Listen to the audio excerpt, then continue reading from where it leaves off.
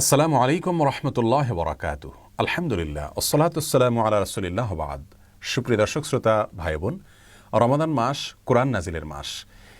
এ মাসকে কোরআনের মাসও বলা যেতে পারে, কারণ আল্লাহ রাব্বুল আলামিন কোরআন নাজিলের জন্য এই মাসটিকে নির্বাচন করেছেন এবং কোরআন নাজিল হয়েছে এই মাসে, সেজন্যই এই মাসের এত মর্যাদা। এই জন্য এ মাসের অন্যতম গুরুত্বপূর্ণ আমল হলো গোটা মাস জুড়ে কোরআনকে সময় দেওয়া, কোরআন চর্চা করা, কোরআন তিলাওয়াত করা। আমরা কোরআন তেলাওয়াত করতে গিয়ে, কোরআন চর্চা করতে গিয়ে কয়েকটি ভুল করে ফেলি, যার কারণে কোরআন তেলাওয়াতের যে কাঙ্ক্ষিত সুফল আমাদের পাওয়ার কথা সেটি অনেকাংশে আমরা পাই না।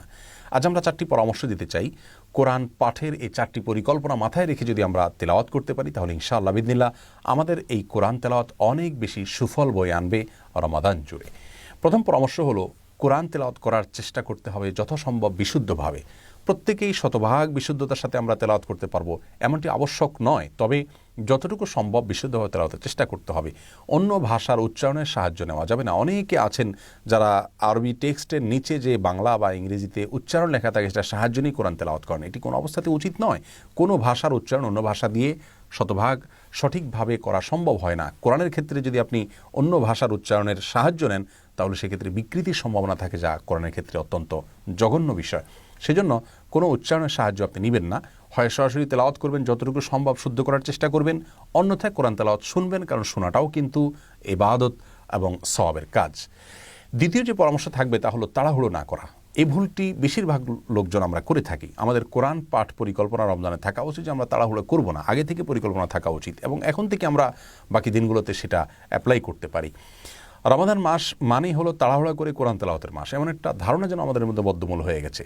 এই জন্য নারী পুরুষ সকলে দেখা যায় অন্য সময় তেলাওয়াতে এত তাড়াহুড়া করেন না, হুলস্থুল করেন না, যত দ্রুততার সাথে রমজান মাসে তেলাওয়াত করার চেষ্টা করেন, যা খুবই গর্হিত একটি কাজ। আল্লাহ বলেছেন ওয়ারাতিল কোরআন তারতিলা, কোরআনকে তারতিলের সাথে, শুদ্ধতার সাথে এবং স্বাভাবিক গতিতে আমাদের তেলাওয়াত করার চেষ্টা করা উচিত। অনেক ইমাম সাহেব আছেন যে এশার নামাজের ইমামতি করেছেন, তিনি স্বাভাবিক গতিতে সূরা কেরাত পড়ে, সেই ইমামই এশার নামাজের পরপর তারাবি শুরু করে দিয়েছেন, তখন তিনি হুলস্থুল শুরু করে দিলেন। তার মানে তারাবিতে তেলাওয়াত হবে, সেখানে রমজানের তেলাওয়াত মানে হুলস্থুল করতে হবে, এটি উচিত নয়। বরং ইবাদত যত দৃঢ়তার সাথে করা যায় ততই উত্তম। কোরআন খতম দেওয়া ভালো, রমজানে খতম দিতে পারলে ভালো, উত্তম, কিন্তু খতম দিতে গিয়ে যদি আপনি খুব বেশি হুলস্থুল করেন, তার চাইতে আপনি খতম না দিয়ে অল্প অল্প করে পড়েন একই সময়ের মধ্যে, সেটা অনেক বেশি উত্তম হবে ইনশাআল্লাহ। তাহলে দ্বিতীয়ত হলো তাড়াহুড়ো না করা। তৃতীয়ত যেটি বলবো তা হলো বুঝে পড়ার চেষ্টা করা। কোরআন কিন্তু শুধু তেলাওয়াতের জন্য আসেনি, কোরআন বোঝার জন্য আসছে। নবী সাল্লাল্লাহু আলাইহি ওয়াসাল্লাম কোরআন শুধু তেলাওয়াত করতেন না, রমজান মাসে দেরাসা করতেন। দেরাসা মানে স্টাডি করা। স্টাডি মানে শুধু তেলাওয়াত নয়, বোঝারও চেষ্টা করতে হবে। কোনো কোনো সালাফ বলেছেন যে পূর্বসূরীরা সাহাবা একরাম তারা পাঁচ আয়াত করে কোরআন পড়তেন, 5 আয়াত পড়তেন, বুঝতেন, আমল করতেন, এরপরে 5 আয়াত পড়তেন, এইভাবে তারা যেতেন। আব্দুল্লাহ ইবনে ওমর রাদিয়াল্লাহু তাআলা শুধু সূরা বাকারা তেলাওয়াত করতে তার 8 বছর সময় লেগেছিল। আর এরকম অনেক বড় বড় মনীষীরা দীর্ঘ একটা সময় তারা ব্যয় করতেন কোরআনকে ধীরে ধীরে পড়ার ব্যাপারে। এই জন্য কোরআন বুঝে পড়তে হবে রমাদানে।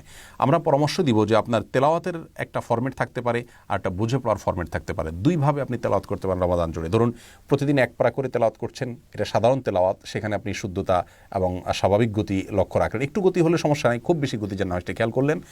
আর আরেকটা ফরম্যাট থাকতে পারে বুঝে পড়ার ফরম্যাট, সেটা 1 পৃষ্ঠা হতে পারে, প্রতিদিন আধা পৃষ্ঠা হতে পারে, 5 আয়াত হতে পারে, 3 আয়াত হতে পারে। একটি আয়াত করে যদি আপনি অর্থ সহকারে বুঝে পড়েন, তাহলে মাস শেষে 30টি আয়াত আপনার বুঝে পড়া হয়ে যাবে। এই জন্য রমাদানে কোরআনের পাঠ পরিকল্পনার মধ্যে বুঝে পড়ার একটা পাঠ আমাদের থাকা উচিত, এটার জন্য আলাদা একটা হিসেব রাখা উচিত। 4 নম্বর এবং সর্বশেষ কোরআন পাঠ পরিকল্পনা রমাদানের যেটি বলবো তা হলো শুধু কোরআন নিজে তেলাওয়াত না করে অন্য কারোর তেলাওয়াত শোনা উচিত এবং অন্য কাউকে শোনানো উচিত, যেটাকে মুদারাসা বলা হয়। নবী করিম সাল্লাল্লাহু আলাইহি সাল্লামের সাথে জিবরিল আলাইহিস সালাম কোরআন কারীম রমাদান মাসে এসে কানা ইউদারিসুল কোরআন পারস্পরিকভাবে তারা গ্রুপ স্টাডি করতেন। একজন তেলাওয়াত করতেন, অন্যজন শুনতেন, আবার তিনি তেলাওয়াত করতেন, ইনি শুনতেন। এটি কিন্তু সুন্নাহ। আমরা মদিনাতে মসজিদে নববীতে দেখেছি, আমলটি এখনও অনেকে করে থাকেন, কিন্তু আমাদের সমাজে নেই বললে চলে। আলেম হাফেজদের মধ্যে এটি চর্চা হয় না, অনেকে জানেনই না। এই জন্য কোরআন তেলাওয়াত যেমন করা সওয়াবের কাজ রমাদান মাসে, আরেকটি ফরম্যাট থাকা উচিত যে আমি একটু তেলাওয়াত করব, আমার স্ত্রী শুনবেন, তিনি করবেন, আমি শুনবো, অথবা অন্য কারোর সাথে এটি আমরা করতে পারি। অথবা কিছু আয়াত আমরা পড়লাম, অর্থ বুঝলাম, সেটা নিয়ে আমরা পারস্পরিক আলোচনা করলাম, গ্রুপ স্টাডি করলাম। এটাকে দেরাসা বলা হয়, মুদারাসা বলা হয়। এই মুদারাসাটা কিন্তু রমাদানের গুরুত্বপূর্ণ একটি আমল।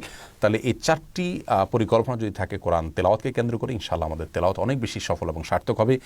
শুদ্ধতার সাথে যতটুকু সম্ভব তেলাওয়াত করার চেষ্টা করা, উচ্চারণের সাহায্য না নেওয়া, খুব বেশি হুলস্থুল না করে স্বাভাবিক স্বাভাবিক গতিতে পড়ার চেষ্টা যথাসম্ভব করা, একটু গতি থাকলেও কিন্তু খুব বেশি যেন না হয় সেটি খেয়াল করা, আর বুঝে পড়ার জন্য চেষ্টা করা, বুঝে পড়ার একটা ফরম্যাট থাকা প্রতিদিনের, আর সেই সাথে কোরআন তেলাওয়াত শোনাশুনি করার যে একটা ব্যাপার এবং স্টাডি করা, পারস্পরিকভাবে আলোচনা পর্যালোচনা করার যে একটা ব্যাপার, সেটি যেন আমাদের মধ্যে থাকে। আল্লাহ আমাদের সকলকে রমাদান মাসে সর্বোত্তমভাবে কোরআনকে সময় দেওয়ার, কোরআনকে চর্চা করার তৌফিক দান করুন।